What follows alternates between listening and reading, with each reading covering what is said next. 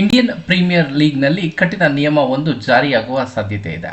ಈ ನಿಯಮ ಜಾರಿಯಾದರೆ royal Challengers Bengaluru ತಂಡಕ್ಕೆ ಸಂಕಷ್ಟ ಎದುರಾಗುವುದು ಖಚಿತ.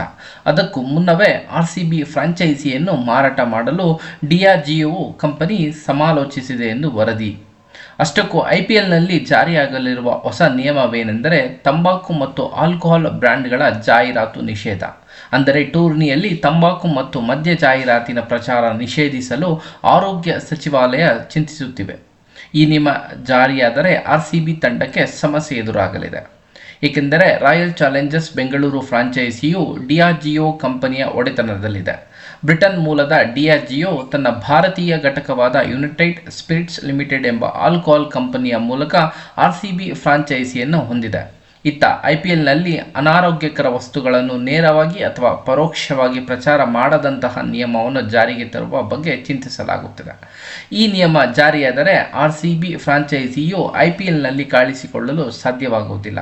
ಏಕೆಂದರೆ ಆರ್ಸಿಬಿ ಫ್ರಾಂಚೈಸಿಯ ಮಾಲೀಕತ್ವ ಹೊಂದಿರುವುದು ಆಲ್ಕೋಹಾಲ್ ಕಂಪನಿಯ ಒಡೆತನದಲ್ಲಿ.